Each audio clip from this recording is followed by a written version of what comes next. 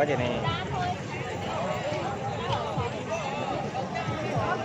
Ô lớn nọ ở thằng cuốn nọ như thế đó à? Lớn nọ thằng cuốn như thế đó.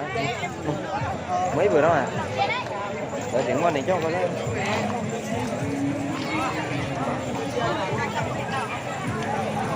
Tao mua có quá gì à? Nhớ rong mình lấy nung rau. Nhớ rong. Chào em nhé. Ăn chưa bao giờ chứ lại non đấy. Đây.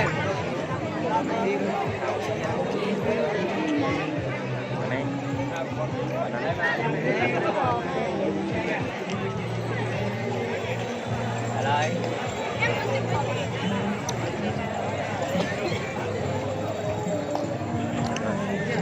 Một xe rồi nhé.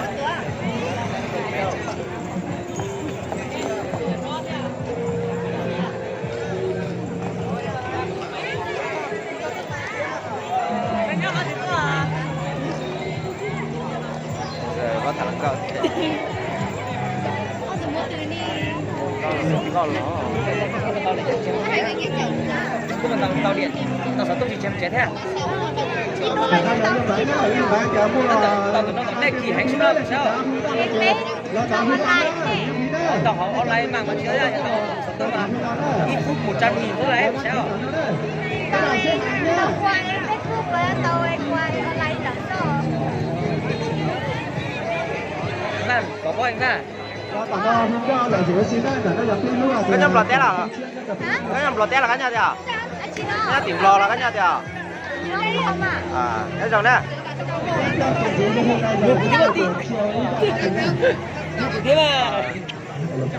Có về chào.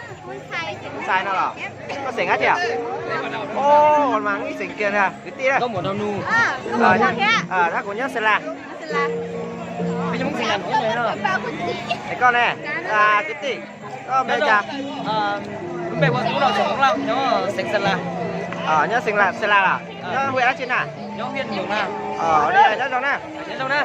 Có Paul City. Đấy, có trên á.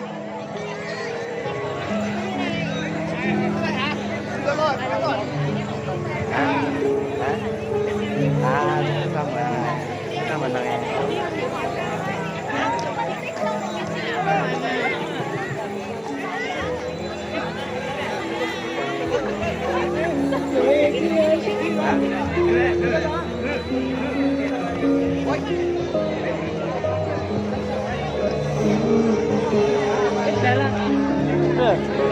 Là chỉ là to là thiếu món đó.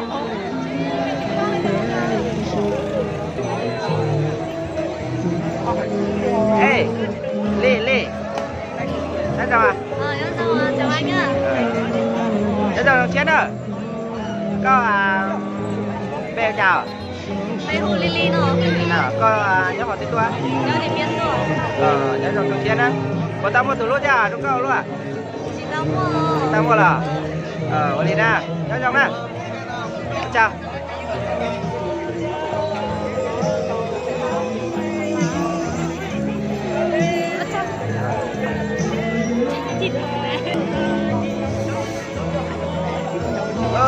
Nhớ dòng. Nhớ dòng à? Đây à, tôi tỏ cao đẳng thôi à? Nhớ dòng này. Có bé giá. Ui giời. Sai. Ô á chị đâu? Cô Sinh. Sinh đâu rồi? Có xẻ chưa? Tỉnh hóa chưa? Tỉnh món cha rồi. Mua quần tiền xong rồi. Mua thì có ít chút. Này có ít xong rồi. Dốc xếp á. Dạ. Hết rồi.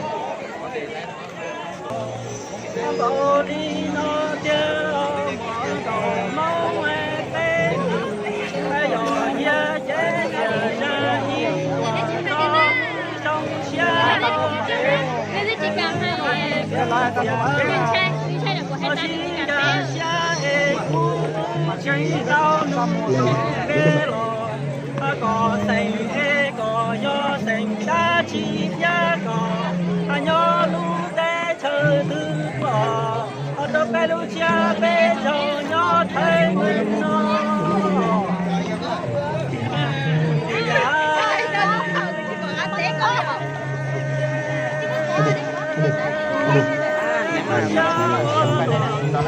nhớ lời đi nó theo đã té tù mẹ tu nó để chỉ cho bé ta lỡ té chết cho họ lỡ bà họ lỡ chết bé mà tơ cá họ nhớ đời thế mỗi ngày đâu có bia đâu có chỉ mà sẽ lo thế nhớ có mà sẽ chế ý cha đi bé cu bé nhớ có chỉ mà sẽ chế cả nhà nhớ có sẽ chế bỏ bỏ lo đi đây rồi cũng dễ lo không số hậu đến mơ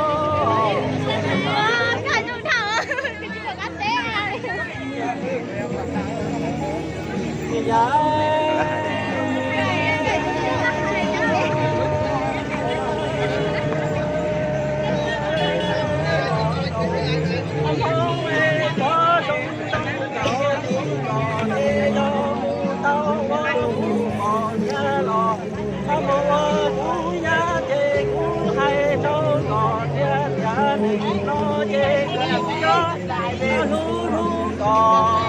thế nhà qua sông chi phú cò cha cha loa nó lò loa đá chê lúa là đánh tôi là có đi đó đâu cha chê đông cha trong nó hê ư tao nó hay cứ già ta lo xí lư giò có kế xí cho tòa có trò kế đây xá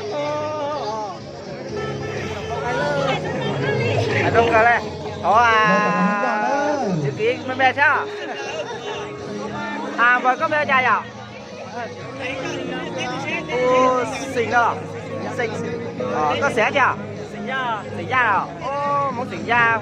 Con đúng cười à? Mà tao mua lần đó. Tao là. Lên chè đúng rồi. Cho xét việc của tao ít luôn à.